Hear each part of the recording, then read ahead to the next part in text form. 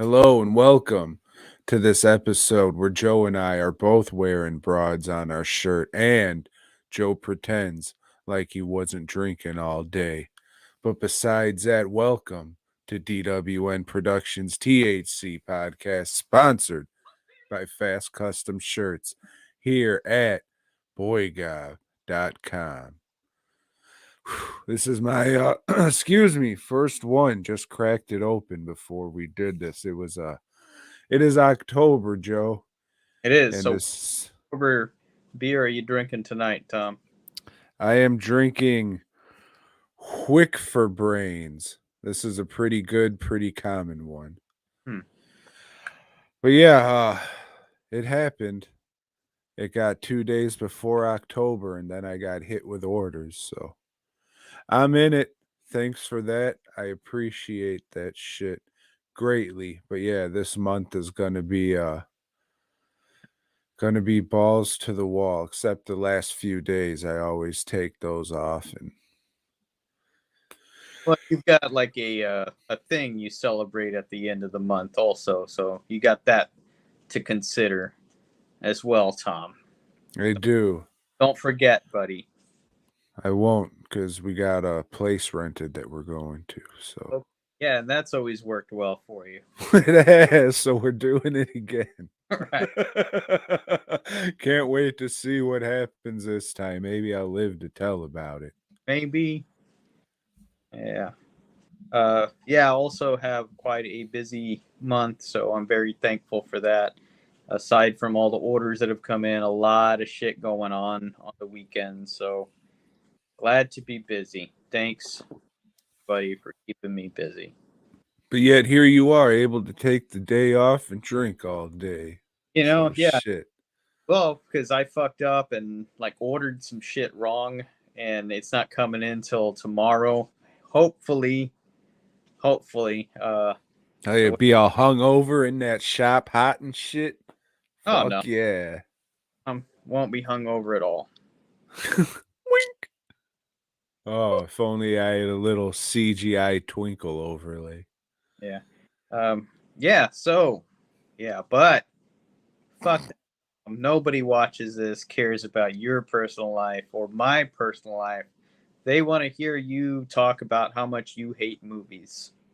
So take it away, Tom.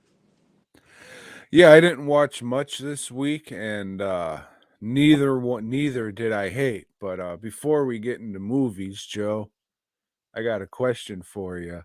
Sure. You like comic books? Yeah, I do. What kind? I don't know. Maybe anthology comic books. Nice. What's your favorite? Creepy? Sure. Creepy. Oh man. What if they made a show off of those creepy comics? Not the old ones, but the new ones that I guess someone just bought the rights to and releases an issue every couple years. Well, we'll get to that. Will we? Will. Damn, well, not today, fuck face, because I didn't watch any Tales from the Crypt this week. I've been busy. So, Oh, what'd you watch? You well, watched some television, huh? do you like shows? Fuck no. Do you like creep shows? So, season 3, episode 1 of Creep Show, Tom. Uh, you know how they do this anthology? They give you 2 stories for each episode.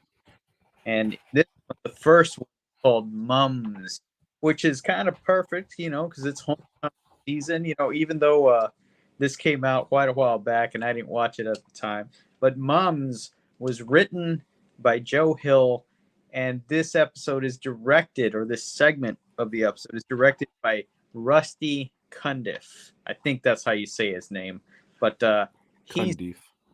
for certain movies that I've liked, But this episode is about a kid living in the backwoods, with his mom and his somewhat racist and abusive father. He's one of these prepper type guys. Not Pepper. I didn't say Pepper. Prepper. So, the dad's like bitching at everybody. The kid's working in the garden. That's his mom's pride and joy. And the dad takes off to work. And the mom says, "Hey, we're going to go visit your grandmother. She's 100 years old. Let's go." And it's kind of like she's running off, and taking the boy. And it's like, we're gonna get away from your abusive, crazy dad. And so they're about to go out the door. And who's there waiting at the door? The dad, his redneck buddy, and his, I don't know, some redneck girl too that is kind of. But what they do is they take the mom off and they kill her. And they bury her in the garden, Tom. The little boy doesn't know what to do. He's like feeling real bad about it, and then he goes and like works on the garden, and it's garden is kind of alive. There's something going on with it, and yep, the vines start growing, and the kid like realizes, hey, I gotta lead dad over to the garden so the vines can kill him. And that's what they do. They kill him. They kill the other chick because who she was just a big slut, and kill the buddy too. And then he drives off. The kid does, to go and visit his grandma. The end. The second story, Tom, is directed by your buddy Nico Ditero or whatever, Greg Nicotero, old Nicky, they call him. And this episode is called Queen Bee. And it's about, Bitch, are you for real? yep, Queen Bee. And they're listening to some pop star that they like a lot. And it turns out that pop star is pregnant. And she's going to have her kid at the hospital that one of these youngsters, their mom works at. So they steal the mom's passcode thing, the key card, so they can go in and see the pop star.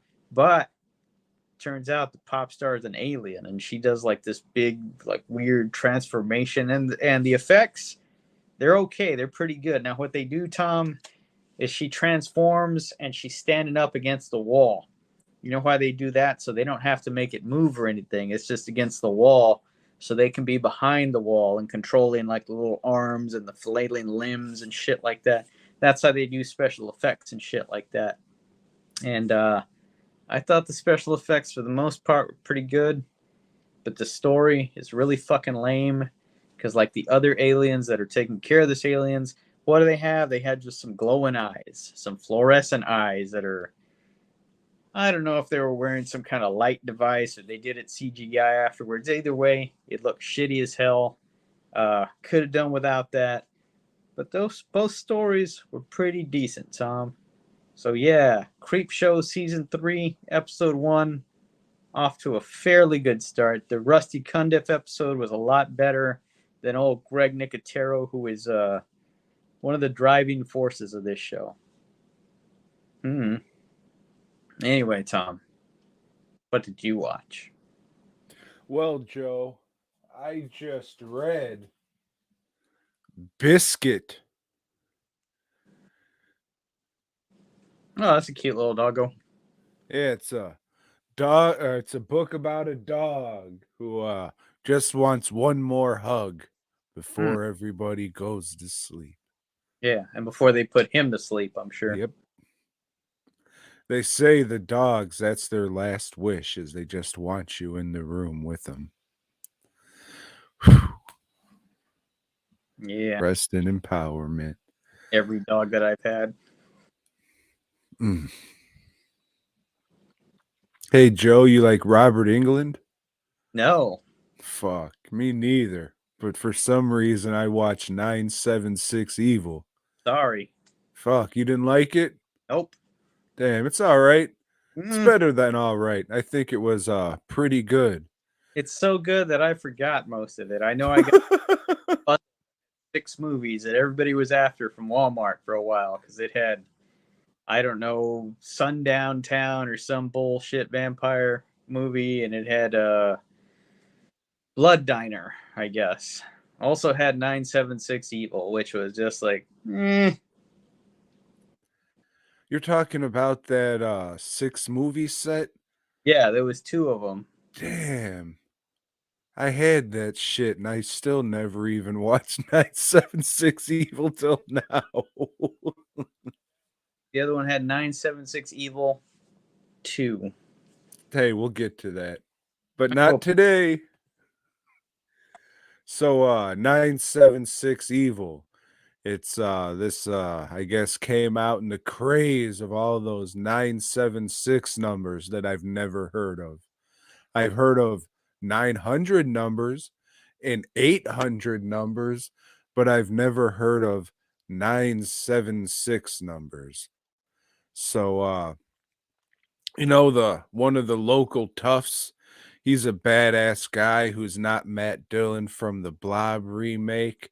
He's in high school, but he rides a motorcycle and Kevin has a Dillon. dope ass one of the Dillons. Ah, he has a fucking badass motorcycle jacket that he wears around and a little shitty ponytail. It looks like there's maybe an inch or two of actual hair wrapped up in a rubber band. And he is tough and shit. He hangs out in the school bathroom and smokes in there and shit. And he gambles with the local bullies who own or run the local movie theater. I say that because it's a group of like 5 guys who also hang out in the men's bathroom at school, Hey, smoking Bert, cigarettes and stuff. That's right. But they also get together at the local movie theater in the projection room and they get smoke cigarettes and drink beer and pretty sure have underage girls up there. So I'm not sure what the hell's going on, the situation that they're able to let all this shit happen, but it does. And this bully, not Matt Dillon, his mother recently passed away and left him some money he can't get until he's 21 or some shit.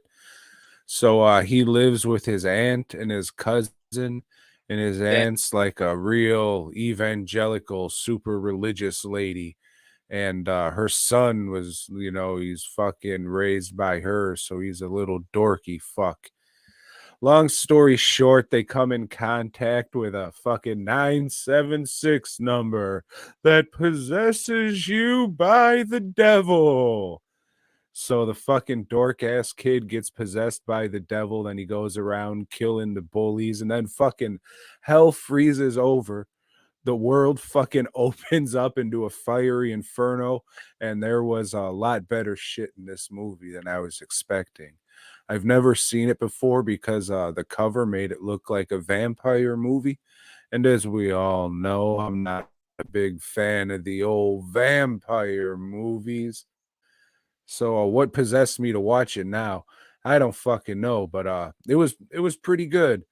It wasn't fucking great, but I was pleasantly surprised by how much that I did like it. Robert England definitely has a specific visual style he's going for. But maybe I like V, or no, this might be a little better than V, probably a little better than the 2000 Maniacs remake too. Maybe that might be something I got to go back and rewatch and probably be embarrassed that it's in the old DVD collection. But yeah, this one was pretty good. There's some fun creature stuff, there's some fun gore effects. Uh yeah, it was pretty good. I liked it. It's a good fun movie about good versus evil. It starts out to where you think it's going to be like, all right, our motherfucker's just going to get killed in wacky ways with telephones and shit. But it progresses beyond that, which is good. So if you've never seen 976 Evil and you like horror comedies, pretty much in the vein of, I don't fucking know, all the shit in the 80s that people eat up, check it out. It's worth a watch for sure. Yeah, like Tom said. Tom, watched season 2 of Dark Winds. This one again follows the adventures of Sheriff Joe Leaphorn, who is sheriff on the reservation, Indian stuff, so there's murders and stuff, and nobody cares if people are murdering Indians because, America doesn't even consider them people, Tom. So they got to police themselves and solve their own murders when white folk come into town and start killing them and stuff. And that's what this is about. It's it's really good. It's really well acted. Um, the thing is, like when they show period pieces and like something will be set in the 50s or 60s and 70s, like all the cars are fucking brand new. Like there's nobody that has, like, if it's set in the 60s, there's nobody that has a car from the 40s and it's all fucked up. That's just the way it is. There's people with fucking older cars. That's just life. This one shows that, and I think it's pretty cool. They've got some, cool looking High Sierra trucks. You remember those? Yeah, sure you do. But there's also some older fucking things like a Ford Fiesta, and it's all looking shitty and stuff because whoever had it, hey, you're living there in the Arizona desert. Hey, that shit's gonna just like rust out your car somehow, or just make it look shitty. It's got dust all over it. I think god damn, looks like a horrible place to live. I mean, not just the reservation, which is, the worst of the worst land they could give a people, but like the rest of the state just looks god awful. Arizona, New Mexico, fuck all that. Oh, there's mountains. Yeah, they're desert mountains, man. Fuck all that. I want to see some vegetation and all that, not just some dirt and rocks flying around. Uh, but the show is really well acted, well written, and if you don't want to live in New Mexico, I would suggest giving this a watch because it's really good. Dark Wind season 2. I hope they keep on doing at least 2 more seasons and then it's good, and then just stop because it seems to be when everything gets past like a season 4, it goes to shit. I don't want that to happen. But everybody went on strike recently, so who knows where any of these shows are gonna pick up or go from here. Maybe some of them it's like, yeah, fuck it, we're not doing this shit anymore. Fuck y'all. I I don't know where it's gonna go. I think things are topsy turvy. I'd like to say I'm glad they resolved their strikes and everything, but at the end of the day, I don't really care. I would have to agree. Joe, I watched an independent Canadian movie Ugh. called Private Blue. It is about a private detective who used to be part of the Edmonton police force, who is then hired by the Edmonton police force to get to the bottom of who's manufacturing this hot new drug that's on the street because a prostitute just came up murdered with her insides melted out from the inside. So there's this vial of green liquid that's going around. Doesn't really say like how the drug fucks you up or anything. Is it a reagent? It's not because it doesn't glow and it's a little darker. Okay. But it cures STDs, all of them. By killing And, it. and it can melt your insides. Maybe if you take too much, but I don't remember them really saying. So it turns out that this drug is pretty much crocodile cum. So after hearing that, you pretty much know what kind of movie you're getting into. It's a very low budget, very Canadian comedy. It reminded me a lot of Race War. So it's just like a no budget movie, buddies just getting together trying to make something to laugh, and it succeeds. There's some slow spots in there, but again, it reminded me a lot of Race War. And it's it's funny again for the reason like, hey, let's laugh at foreigners and the way they speak and shit.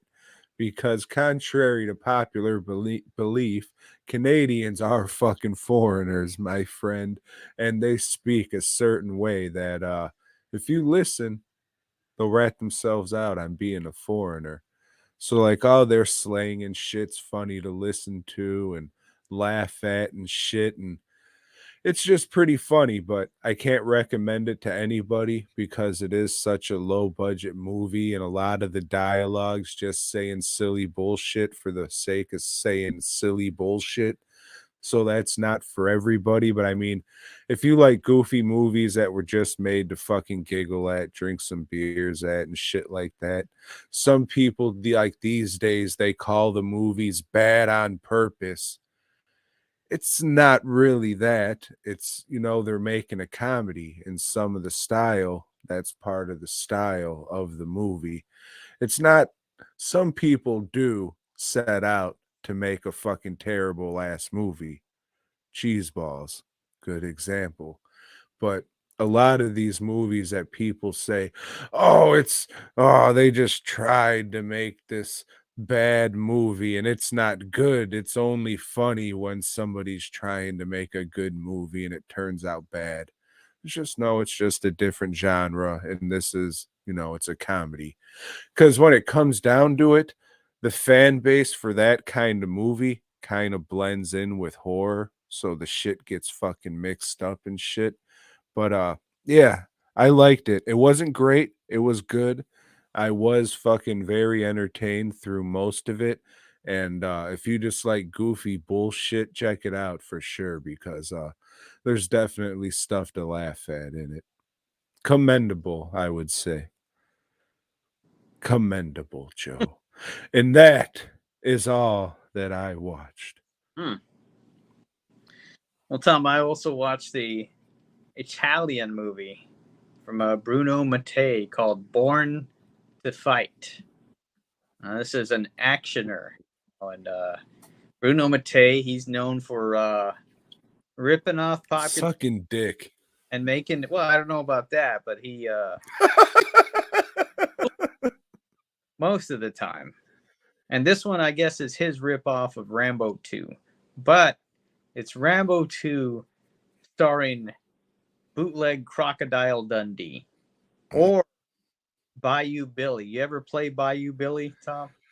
It was a video game. A guy dressed in, well, kind of like Crocodile Dundee.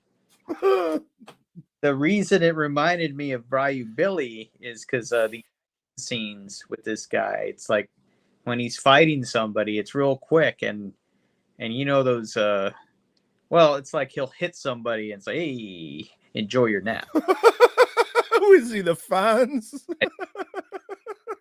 Like the shit that Duke Nukem would say. You know, it's just like random, just one-liners pop up, and it's stupid shit like that. But anyway, so this guy, and I already forgot his name. He just got a regular name, like Sam something is his name. That this they find him in the Philippines where this whole thing was, but this news agency, this news crew goes and finds him, and what they want him to do is he had escaped from a POW camp in Vietnam, and so they want him to go back and take a tour of this place and explain like what happened. Like he don't want to do it, but they offer him a good amount of money, so he goes and then it says, "Hey, Vietnam," but no, we're still in the Philippines because the whole thing is filmed in the Philippines, and every Vietnam person is played by a Filipino, but all the speaking roles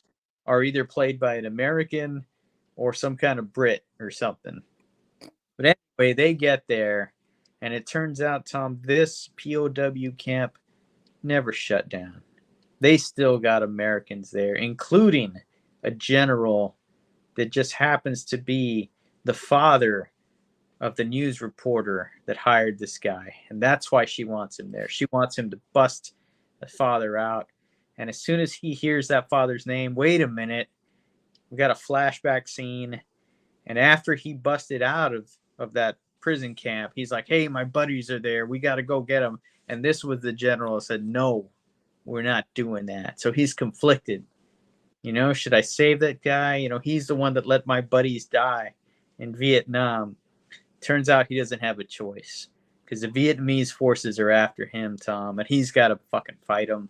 He's got to put all his skills to use, just like shooting people with machine guns. And they're Filipinos. So when Filipinos die, when you shoot a Filipino, they do like 3 flips in the air and just fucking land. Uh, Very, very dramatic deaths of all these Filipino Vietnamese soldiers. And it's funny. They did spend a little bit more money than I'm accustomed to seeing in this because there's a shitload of explosions. They're just blowing things up left and right, and I enjoyed it more than I enjoy this stuff. The Bruno Mate, the dude kind of sucks, man. I'm kind of more than fucking sucks, Joe. So, but this one, I guess it's the main character. He's dumb as shit. He's always got like a little stogie in his mouth, and his catchphrase is "It can be done." It's just like that. It's like, oh, taking on a battalion, it can be done. He says that about, I don't know, 30 times in the movie. So there's a bit of a charm to this flick. Shut the fuck up. I enjoy special features on this Severin Blu-ray. But yeah, I liked it a lot more than some of the other stuff that I've seen from Bruno Mate. I would recommend it. It's stupid bullshit, but it's fun. Born to fight. You're born to watch movies.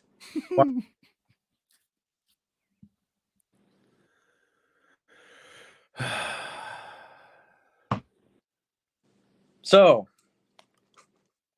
I then yesterday went to the old Texas Theater. I was invited to set up because they were having Trash Mex for Hispanic Heritage Month. I didn't know what Trash Mex was.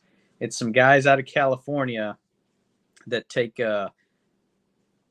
Mexploitation films, but I don't know. They're just films from Mexico that are like cartel movies. Cowboy guys that are like running drugs and shit from the 70s, or Mexican horror movies. And a lot of these haven't been subtitled, so they subtitle them and they show them in theaters there. They came to the Texas Theater and they showed Treinte Segundos para Morir, which is 30 seconds to die, Tom. This one is about 3 buddies, and they are very, very successful smugglers. They take guns or drugs across the border from Mexico into Brownsville, Texas.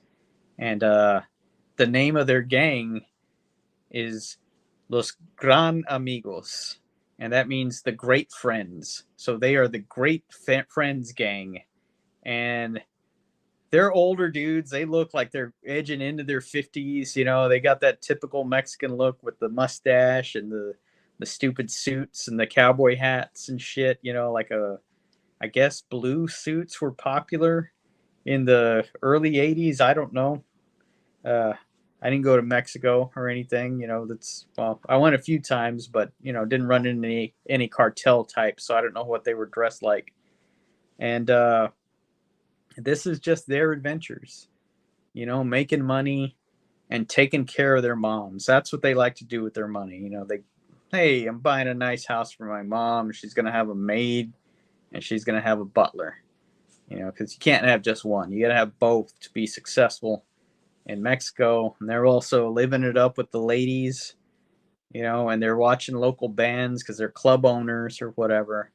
But goddamn, wouldn't you know it, there's a rival gang, Tom, in town that wants to take over their territory. Really don't like these guys, and they're led by a guy named El Chino, and that means the Chinaman. The guy's not really Chinese. He's just one of these Mexicans that looks Chinese, and there's a lot of those. And I don't know, this guy looks more Hawaiian to me, but that's just what they call him.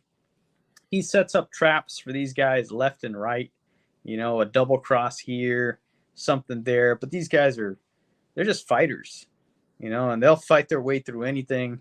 And that's what they do, Tom. They finally take down El Chino. Even when El Chino starts to work with the police to take these guys down.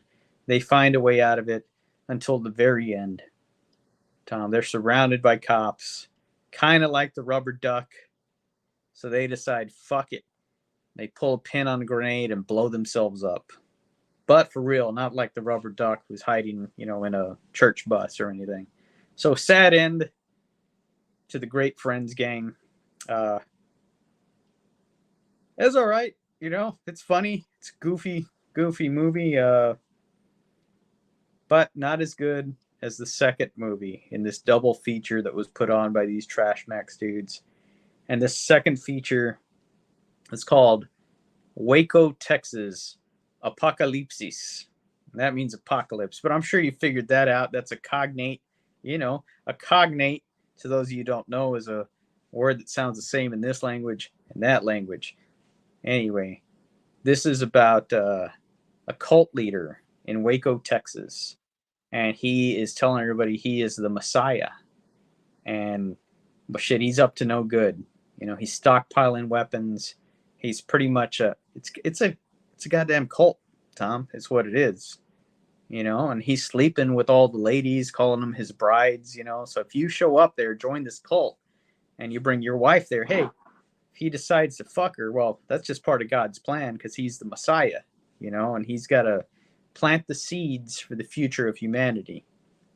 Well, the local constabulary don't really like this. They've heard bad things about him. The FBI, they don't like this, especially if he's running guns. The FBI don't like that. So they put this female FBI. I know that sounds silly, but she's very straight-laced and by the books. And then there's a sheriff's deputy, and this guy, hey, he's just a tough motherfucker. We're introduced to him with a scene early on in the movie where there's the KKK, and the KKK is about to rape a lady. So he busts in and just, starts shotgunning these people away just to show us, it's establishing what a tough guy this is. Well, anyway, they go undercover and they're seeing some of the tortures that this cult leader named Dave is doing. And realize that, hey, this guy's kind of crazy, 'cause, he's there dictating to this one guy, dictating like, I don't know, his predictions for the world. And the one guy that he's dictating to, you just type in like this. It's, I don't know, kind of weird. And then he'll just go in a frenzy, pull out his electric guitar and just start playing, and all the cult members start dancing around. It's, yeah, man, they're really into this guy. Yeah. And we see him eventually, torture some people, murder some people. So, hey, we got enough evidence to bring him down, but nah, he decides nobody's leaving. This is it.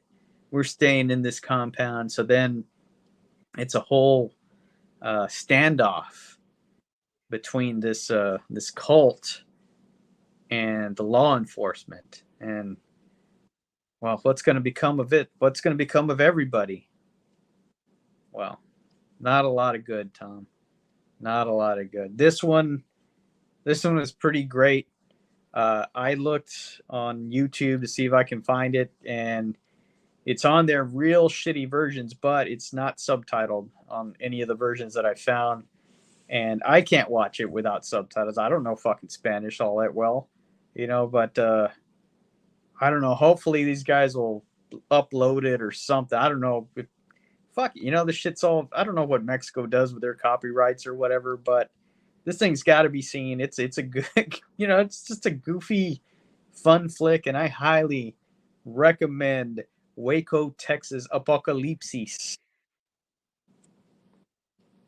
Yeah. So did you watch it from the hallway, or did you say, "Oh, I'm not going to sell shirts anymore"? Did you peek your head in every couple minutes? No, I sold shirts and did pretty good last night. And then said, fuck it, I'm going to go in there and watch the movies tonight. And I did. I watched both movies all the way through. In the intermission between the two, I went back out, sold more shirts. Was there anybody watching your table? Yeah, my buddy Ben and the people working the concession. And when I came back, they brought me money. Hey, I sold, 3 shirts. Oh, shit. Okay, cool. it wasn't like crazy crowded to where I felt I had to stay out there. But yeah, man, it was a pretty cool little event. And these movies I definitely wouldn't have watched without these guys putting out there and doing the subtitles. Because you're a racist? I just like I said, I don't know enough Spanish to watch this shit. You know, I watch a lot of fucking uh, Australian movies, but if they weren't subtitled, you know, I wouldn't be able to watch them because I don't know what they're saying. You know, you kind of need to bridge that gap between the language we know and what we don't. There's only fucking one language you got to be worried with, okay? And that's the language of love. Oh, okay. Yeah, the exact opposite of what you were thinking, Joe. The exact opposite. Unless your fucking buddy's going to sit on that fist. It's the exact opposite. Yeah. But yeah, Tom, that's all I watched. Shit. Well, we got a contest we were running. Did you forget about that, Joe? Sure did. Yeah. Mostly everybody else did too. That doesn't surprise me. Except for one guy, Joe. Except for one guy. And I forgot to upload the video. I didn't forget, but I was just busy as shit. So let me get to these old vidges right now, and we'll have a look at the entry that automatically won because it was the only entry. As they say in one movie that I like a lot, to paraphrase, one man enter, one man win. That's right. Oh, where did I move this shit to? I don't know. I think they're all out of order. I could have swore I put them fucking somewhere. Probably in my ass. Ah, fucking hell. Just give me a minute. Talk to the fine, fine people, Joe. Hey, folks. It's getting to be, well, it is October. And if you need a mask, you should go to dwnsproductions.net, take a look at what's on there. And instead of ordering, why don't you just ask Tom, hey, you have this available? That way you know. And I will say no. But luckily, Joe, I have it and we are ready. Thank you. Let's see if we can do this from my phone and for you to actually hear this shit. All right, we'll put the micro thing right there. Oh, fuck.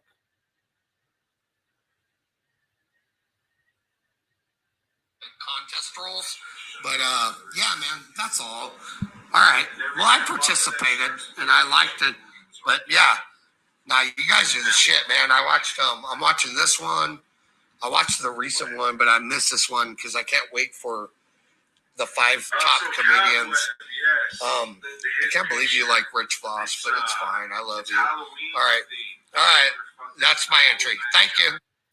All right, so I guess that was the last video. There was like 7 or 8 that I got to play. So let's hold on there, Joe.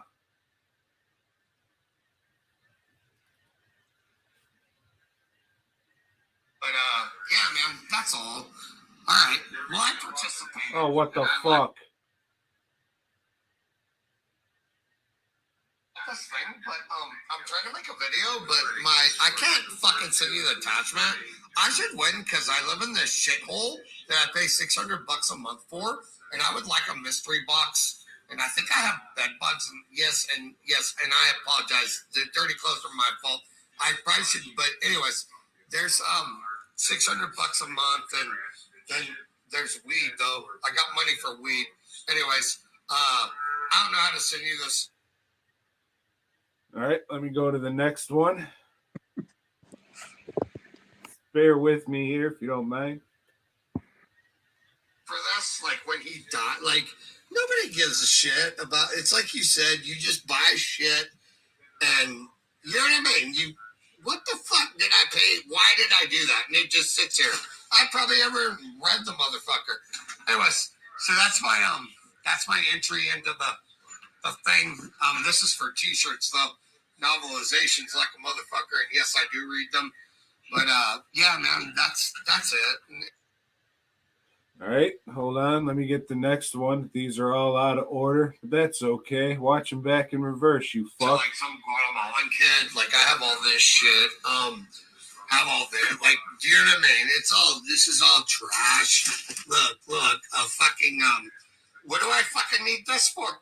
It's a Playboy with Tanya fucking. Oh look, it's Bo Derek, and then I have this is near and dear to me. But anyways, so yeah, and then a bunch of bullshit. All right, let me get the next video there, Joe. I mean, I have hella shit anyways. I can't turn this around. All right, hold on. I've never watched Neon Demon, but here's my.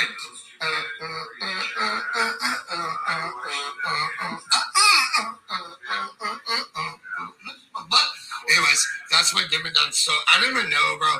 You probably can't even pull this off the thing, but this is my contest entry, and I get it's fine if I don't win. I would just like a box of the shit that y'all spend all this money on. I have. All right, hold on. Let me get the next video. I'm probably not. This probably fucking entry is null and void because, like I said, this phone sucks. I can't send you a video. Here's the demon. I don't know what the fuck I'm not gonna dance for a box of shit. Why? I would. Well, I mean, wait. All right, hold on. Congrats, Charlie. You won the mystery box of shit with your 18 videos out of order. As we all know, the contest said, "Hey, who can do the best version of Mission Impossible without any instruments?" And yes, Charlie won. Congratulations, Charlie. I will be in touch with you this week to see where to send this old box on off to. And let old Joe know what your t-shirt size is. Mm. Thanks, bud. A little bit more business to take care of. So from time to time, as you know, I'll go on the old DWN Facebook page and paint some shit live. And I was thinking, oh, it'd probably be nice if people could like paint along with me and have a copy of this fucking mask. And, you know, we all paint together instead of them just watching me blow dry a mask for hours.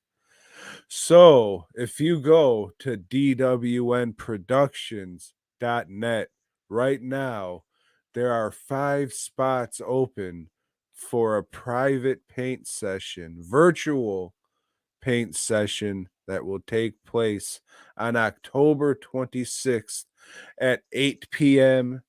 And we will be painting these masks. I will send you a blank one, the brushes, and the paint. There's just a couple things you'll need to buy yourself that's listed on the website, and we'll all get together and paint a mask. But there is only 5 spots because I don't know how this is going to go. So if I have to fucking refund everybody because the fucking everyone's computers blows up in their fucking face because they got 976 eviled, I'd rather it be 5 than 33. So we'll test it out, see how it goes. If nobody gives a fuck, nobody gives a fuck, and we don't do it. But if people like it, then and it works out, then we'll continue to do it. So if you want to get in on it, dwnproductions.net. Like I said, only 5 spaces. Whatever's sold by the 12th, all of them are not. Shit's getting taken down then. And then whoever fucking signed up for it, your boxes will be shipped out a day or so later. You're going to pick 2 colors, and then I'm going to mix your paints and send you shades of those colors. So you'll have like 7 or 8 bottles of paint. And then we'll fucking paint one of these masks in time for Halloween. I figured the 26th would be a good day because it's the Thursday before Halloween weekend.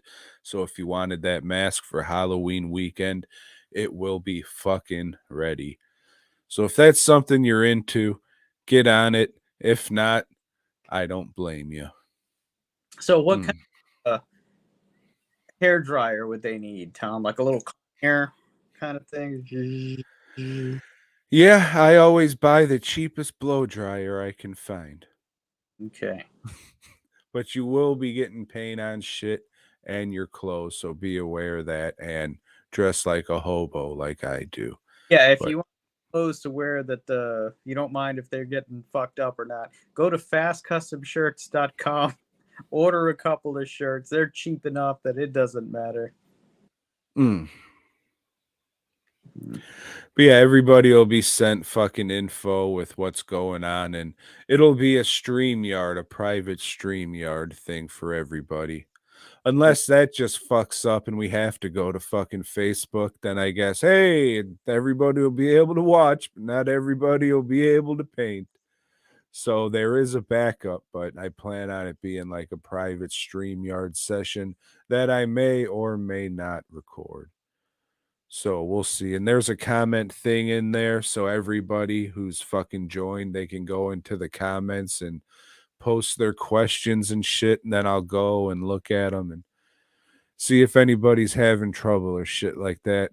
Figure it should be about 2 hours or so. And I'll be there to answer whatever fucking questions you have. But it'll be a pretty fun, basic mask painting fucking session for Halloween. So again, if that's something you're into, let's fucking do it. And if it goes well, I'd be down to be making fucking special limited masks just for these fucking streams and different ones each time. So let's make it happen or don't. Tipsy canvas, the thing the ladies do. Let's get together and, drink some wine and paint a canvas. And that's what this is, but with masks. The mask is your tipsy canvas, people, ladies. And beer, not wine. Yeah. And I did, and the website, I did make sure that I want to keep it 21 plus because I will be drinking and saying stuff that you have known to love. Say, Joe, you like Stepfathers? You know what, Tom? Do. But unfortunately, the Stepfather 2 does not feature a stepfather. Now, this movie, and correct me if I'm wrong, Terry O'Quinn in The Stepfather was stabbed repeatedly. Pretty big fucking knife, right? I mean, he got one good one in the lung for sure. Then took like a tumble down some stairs and shit. I mean, he was dead.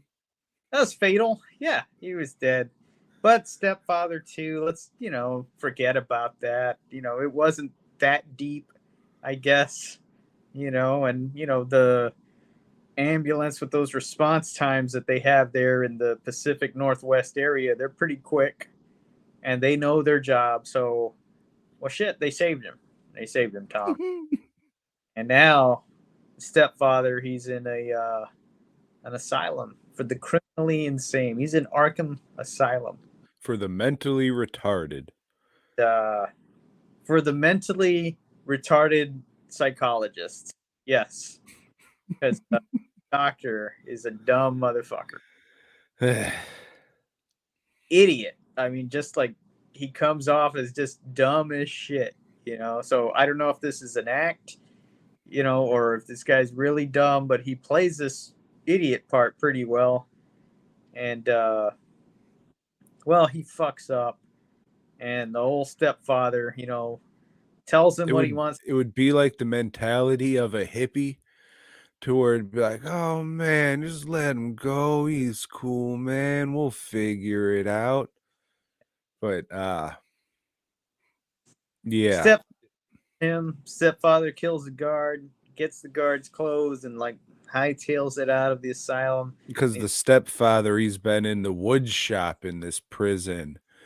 making a fucking another birdhouse, but the little man he put in the birdhouse, he made a fucking shiv out of.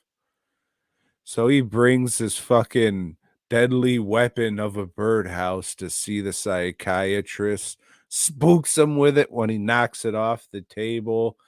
Just like, oh no, I was just making stab you with the little man, motherfucker. Well, he's also reality shows, or no, game shows and infomercials. So he decides, you know what? I'm gonna move to this perfect community, and fuck it, I'll just be a bachelor for a while, and Well, he sees this after he what is it? The prison guard. Okay, before that, this motherfucker, the stepfather's been collecting his pubic hair that's been falling out in his jail cell. So he puts that shit in his pocket, bludgeons the fuck out of the what's it called? The prison guard after he murders the psychiatrist. Conveniently, the stepfather and the prison guard wear the same clothes or same size clothes. So he strips that motherfucker naked, including the underwear, puts it on, fucking whacks off into his hand, stipples a little bit on his cleanly shaven lip, and then glues his pubic hair to it, and then walks out of the prison like, oh, nothing's happening. It's really easy to get out of a prison. You don't have to show clearance or anything to get from section to section. And then he fucking murders a guy at a train station and takes his car. And luckily for the stepfather, this guy had like $2,000 in his wallet. So $2,000 is just enough money to get a great hotel room with room service and lease a fucking full-size house. Well, I don't know what houses leased for or what deposits were in 83, 84, whenever this came out, but a lot less than it is now, So who knows? Maybe he used his last dollar to do that. But anyway, he's trusted because he's passing himself off as a doctor, saying, hey, I practice family psychology. Only for women, though.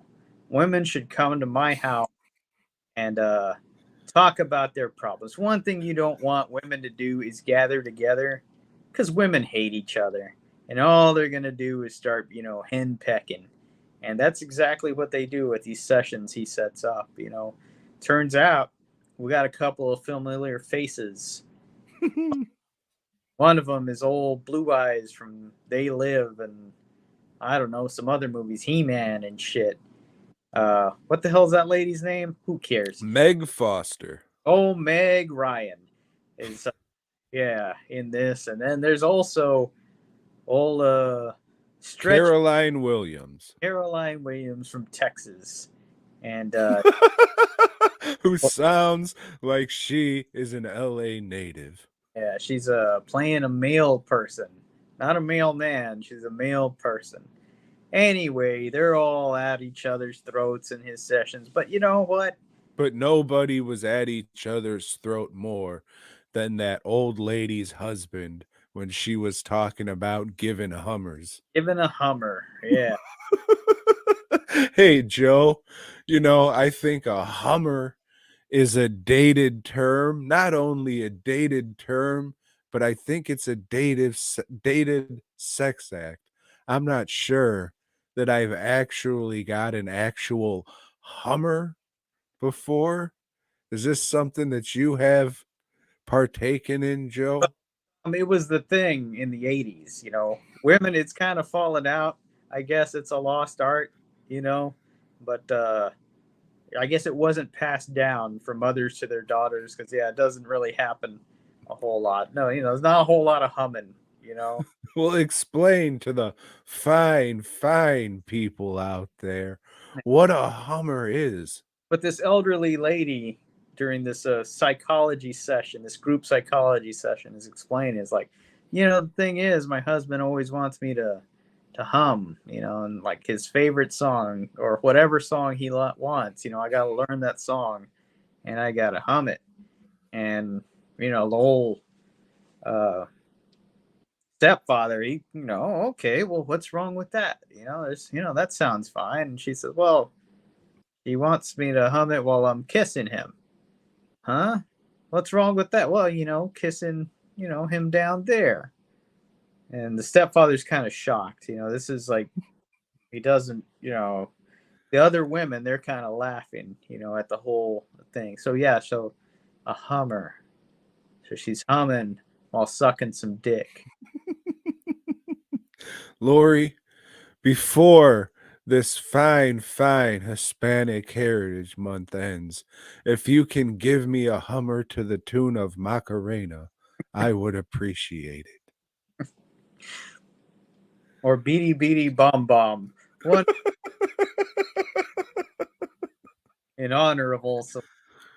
But yeah, so that, and he decides, hey, Meg Foster's a single mom and she and that's what the stepfather wants. He wants family. He wants that ideal, nuclear family. And turns out Meg Foster is not divorced. She's still married.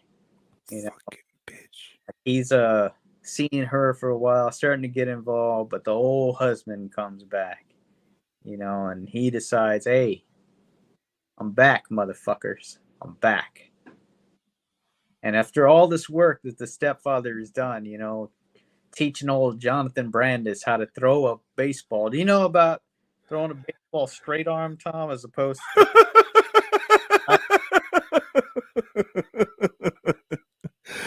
Joe, I took a season of baseball when I was a child, so I have a slight familiarity with how to throw a baseball and not look like a fucking mo. All right. Okay. Yeah. So well, anyway, he kills the rival, the husband guy. And well, you always got a little bit of cleanup to do. The son of Meg Foster, he's not the stepson because they're not married. The stepson is, well, I mean, maybe dad left again because of how shitty I was. And the And I stepfather, forget this kid's name, but he Jonathan, was in a lot of shit. What's his name? Jonathan Brandis. Okay, yeah. And he was in a lot of shit. And Mhm. I always thought he died of suicide like very young. I always It, thought he got, but maybe he was in a or a show where he played somebody with AIDS or Down syndrome. One of the two. I don't know, but very convincing, I guess. he got it from a Hummer. Mm-hmm. He had a cut in his mouth, you see. Yeah. I think it was a Queen song he was rocking out to at the time. Hitting them with the Flash Gordon soundtrack. Yeah, so the thing is, what do you do when a kid's upset? Well, gosh darn it, you make the biggest sandwich you can make, Remember the old Blondie comic strip, Tom?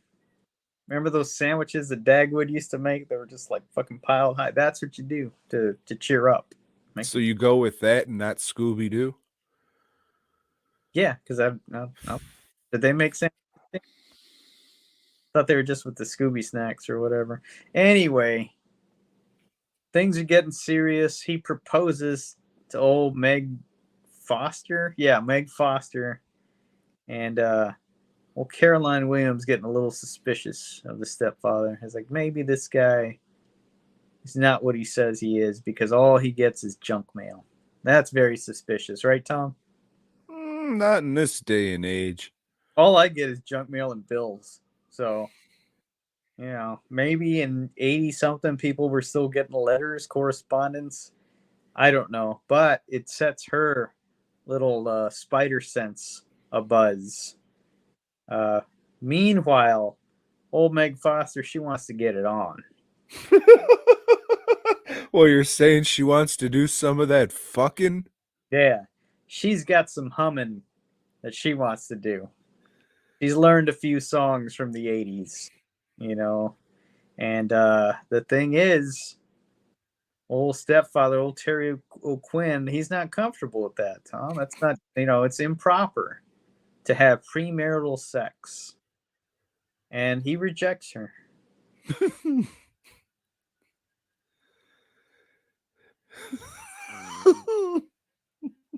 Well, this causes a bit of a problem, and what's her name, still like investigating more and more, and she's becoming quite a pain in the ass, and she figures out, hey, you got a fake identity.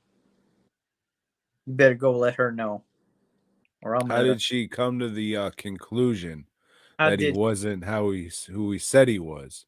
she? First of all, she went into his house without knocking, just went in, looked through some notebook that he had, and what the fuck else was it? It wasn't the humming that comes later. It was a letter that he received in the mail for his high school reunion. Full reunion, yes. Yeah. How did she put that together? I don't know. That didn't make any sense to me. That seems stupid as shit. Because he wasn't a black guy, Joe. She was talking to him about being on the basketball team and the years not lining up. And then she shows him the photo from the basketball team, and it was all black dudes. Yeah. So that was when he got fingered. She gives him a chance. Yeah, go tell her you're not who you say you are and break it off with her, or I'm going to let her. You got till 5 o'clock to do this. And fuck it, he kills her. He goes in the house and strangles her. No, first he goes and has sex with Meg Foster. Yeah, that's right. The way to solve this is, give this chick what she's been asking for, and that'll like put her to sleep for a few hours. And she sees the scar on his chest. Yeah. And she says, "Oh, is that why you haven't wanted to stick it in me? You scared from the scar?" Hey, And she starts kissing it and then gets prosthetic makeup all over her nose. I want to tell her that he was killed in the last movie. Would throw anybody off. Oh, you've been dead before. She probably wouldn't want to get married then, but she's cool with it. Is hey, you just laid some pipe on me. That's cool. And he's, hey, you know what? I'm gonna go get some wine. I'll be right back. And he goes to Caroline Williams' house to get some wine, but not before killing her. And he strangles her, right? Yes. Yeah. With a jizz rag. Strangles her. And then steals the last bottle of wine she got. And it was a case that her parents sent her that they were drinking earlier in the movie. Meg Foster, yeah. So things are good now. He sets it up to where it looks like Caroline Williams had killed herself. And, hey, what a shock. And it's like, well, yeah, she was all fucked up. What can I say? Well, I mean, before that, he fucking skips fences, hops fences like a fucking 8-year-old, whistling all the way. Races the whole time, yeah. And old Jonathan Brandis, hey, what song is that? I would like to learn how to sing that song, and starts to whistle it. I can't whistle, so I'm not going to make fun of him for that. I can't fucking whistle either, Jonathan Brandis. But anyway, this is gonna come back on old Stepfather. Just planting some clues for somebody to stumble on. And it's wedding day. He's introduced to. But you forgot to say, when he was hopping fences, he came into the yard of old blind Melon Chitlin. Just about to say, he's introduced to old blind Melon Chitlin, who is Meg Foster's dad. He's a blind guy. I don't think it's her dad. I think it's just a neighbor. Really? I thought it was her dad. But he said, yeah, I think I heard somebody whistle. Oh, she always has a lot of dudes running out. Yeah. He's a fucking whore, but none of them ever fucking whistled through my backyard before. Seemed kind of disappointed when leaving before, but this guy was whistling. Wedding day, and that's it. They're about to get hitched. And what happens? Old Jonathan Brandis, that fuck. He starts Meg Foster looks over and says, "Oh, wait a minute. This wine that's here, that was Caroline Williams' wine." She puts two and two together, confronts him about it. He goes crazy like he did in the last. Oh, and starts to beat her up. Goes and throws Jonathan Brandis in a closet, and goes back to beat her up some more. But Jonathan Brandis gets a hammer, hammers his way out of that closet, and then kills the stepfather. Throws the back claw part of the hammer right in his chest. And what a knife couldn't do, this claw part of the hammer does. Kills the stepfather.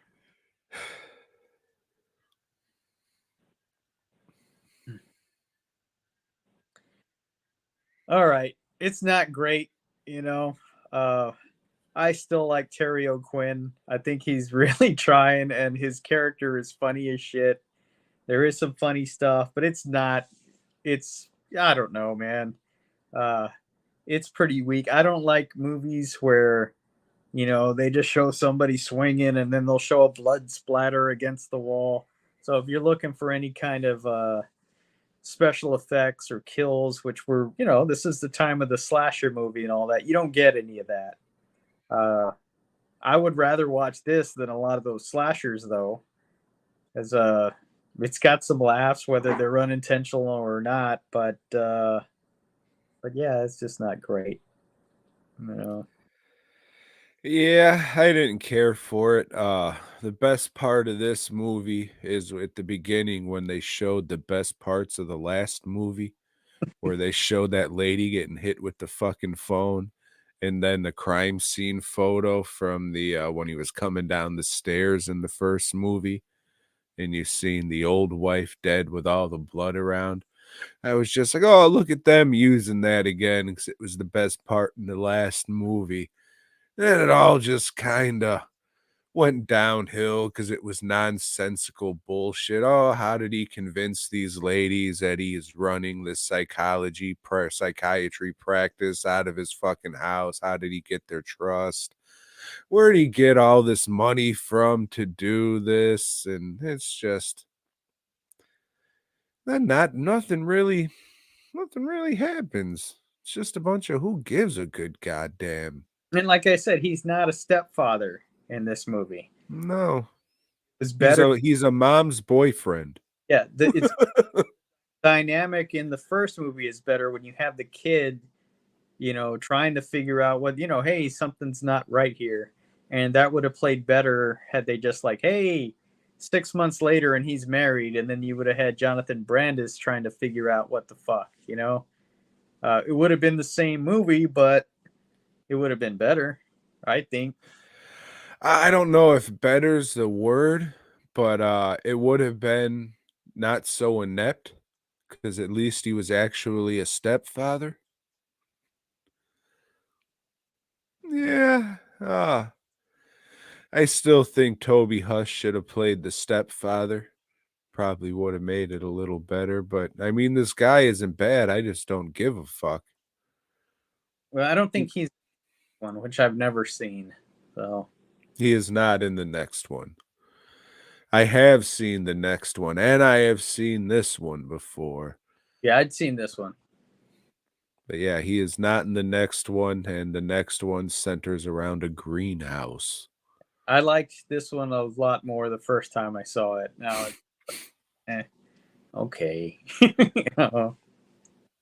Yeah, it's gonna suck if that fucking PG-13 remake's the best one. Oh, fuck. I still like the first one. I still think the first one's all right. Good enough to keep my collection. Nope, I've got a $6 price tag on it. So I mean, why would you watch it again unless you're just I just love his acting so much. I mean, it's serviceable. It's fine. Yeah, or if you're into that girl who is a little girl at the, well, I guess she wasn't a little girl to do a nude scene, but she's playing a little girl. That's weird.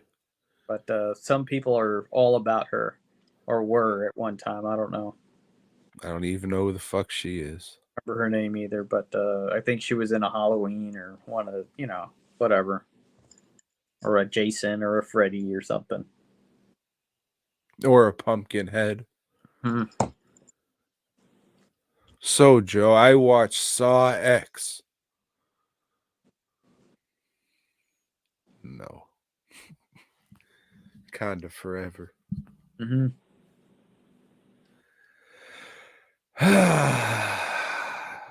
You ready to swing into another amazing issue of Spider-Man, Joe?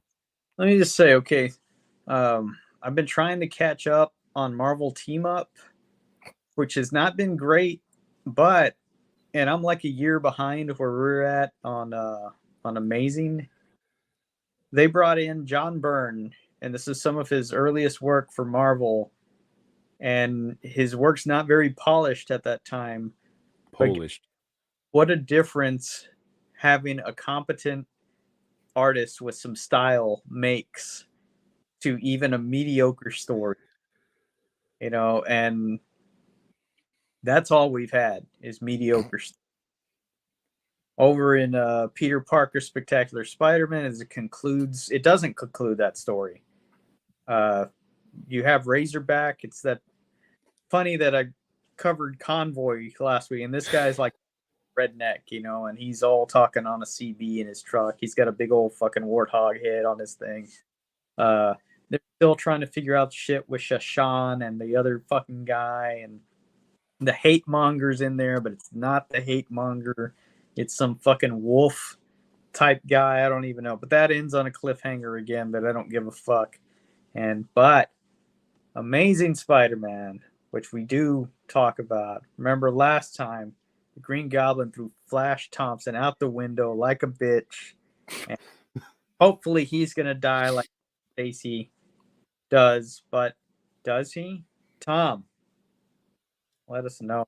No, Spider-Man's had practice. Mm-hmm. He knows how to not kill a motherfucker now. Right.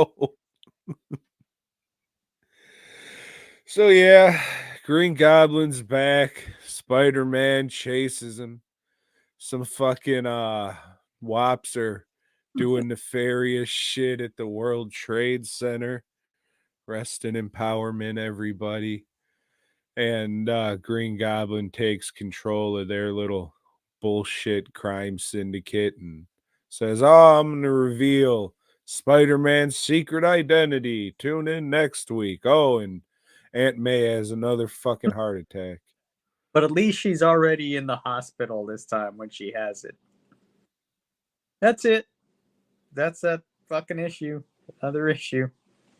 At least they're getting quicker to review.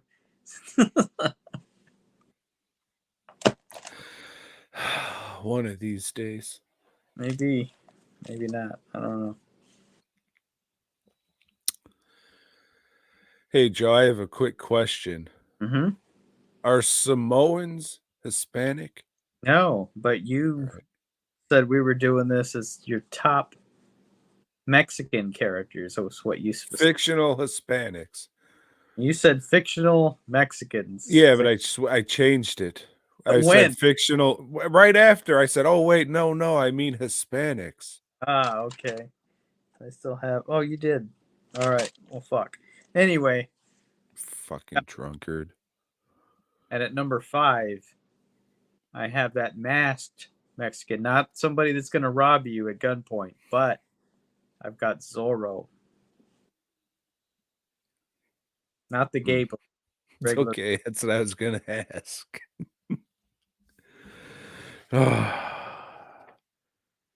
My number 5 is only half a Hispanic, Joe. And that is Miles Morales, the half a black Spider-Man from the Spider-Verse movies and some comic books. Yeah, I think he's half Hispanic, half Haitian, maybe. I don't. All American, though. Only seen that one cartoon. I've never read him in any comics. Is that like an alternate universe in the comics too? You remember when they started the Ultimate line? Okay, so he was part of Ultimates then. Yeah, and then he kind of got brought into Earth 616. Lame. At number 4, I have Blue Demon. Because I always feel the sidekicks tend to be more interesting than the main guy. Because they're the ones that do all the heavy lifting, the work, and then the fucking Santo goes in there and takes all the credit for all the shit. He'll have the main fight after Blue Demon has already done all that shit already for him. He brought me out a flaming alcoholic beverage during the bachelor party, He did. I was like, oh shit, Blue Demon is here. I kept saying, fuck you, El Santo. And I some alcohol in this. Fucking prick. Joe, my number 4 is a goddamn American icon. And that's the Bumblebee Man from The Simpsons. Ay, caramba. But Bart says that, but he got it from the show, you see. Yeah. Bumblebee Fuck. Man tends to say, no es bueno. Mm-mm. At number 3, I have Slowpoke Rodriguez, who is a cousin to Speedy Gonzalez. And I like old Slowpoke because he carries a fucking gun. And he's drawn like a Mexican. So that was nice. Yeah.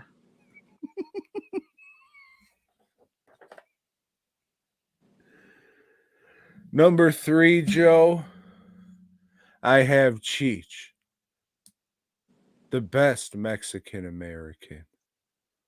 He goes to night school, takes Spanish, and gets a B.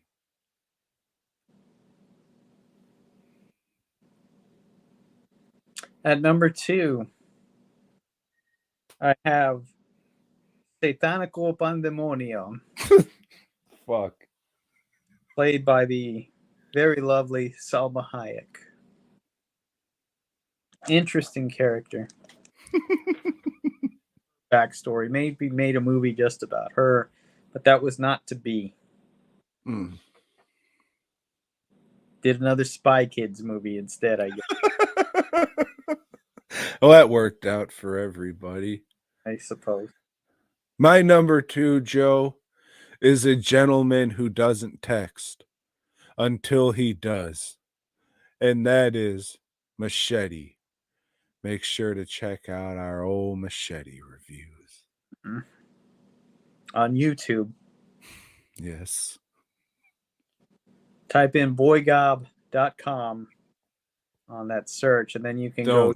Or you could just type in BOYGOB Machete, or go to the BOYGOB page and go to playlists, go to the Grindhouse playlist, and it'll be right there. Playlists, that's right. Or just click on any of them. Fuck it. At number 1, I have, even though, Tom, I am not a fan of the police, this guy was a cop before he became Machete. He doesn't text, I guess. I don't know. Oh, for a second, I thought you were going to say Old Ponch. He almost made the list. I thought about it but remember, I mistakenly thought we were doing Mexicans. That's right. Relly is a Mexican American, or really a fucking American. There's, you're not fucking both. You're one or the other. Yeah. If you're fucking American. That's 100% correct. Yeah. So Machete, though, he was a Mexican cop. Mexican. And being born in America myself, like I said, I like to consider myself a Native American. So my number 1 is a Peruvian. Did you know that people from Peru are Hispanic, Joe? I did not. They are. Hmm. And did you know you don't have to be a person to be Hispanic? You could be a bear with a red hat and a blue duffel coat with a British accent and be Hispanic. That's right, Joe, from darkest Peru, Paddington. Paddington is Peruvian? He sure is. He's from darkest Peru. Fuck out of here. He's not Peruvian. He is. Ain't no way a Peruvian would eat His Mark. aunt sends him away to England because she's going to the home for retired bears. Well, I guess if your aunt sends you away, yeah, you're Hispanic. Yeah. And those are our top fictional, or like Joe, fake ass Hispanics. Can't even watch a goddamn movie without subtitles. Jesus Christ. What are we doing next week, Essay? I would say, in honor of our contest winner, we're going to do our top 5 Charlie movies. So that would be a movie with either Charlie in the title, a character named Charlie, or an actor named Charlie in it. DWNProductions.net. Masks, bus, props, custom work. You got a little bit of time, not much at all. But if you want to get an order in for Halloween, you got time. If you want to get in on the fucking paint stream, head on over to DWNProductions.net. Only 5 spots available. So that's right. 5 time, 5 time, 5 time, 5 time, 5 time. Can you dig it? Sucker. DWNProductions.net. Again, it is up to purchase right now. Thank you. After that, go to fastcustomshirts.com. Take a look through some of the pages. Flip around if you're bored. Maybe there's something that you'll like. Maybe there's not, but chances are there is. You know, you just got to look around. There's something in there for everybody. I may finally start adding new shit to the site. Maybe. I don't know. We'll see how I feel this week. Whatever. It's fucking October.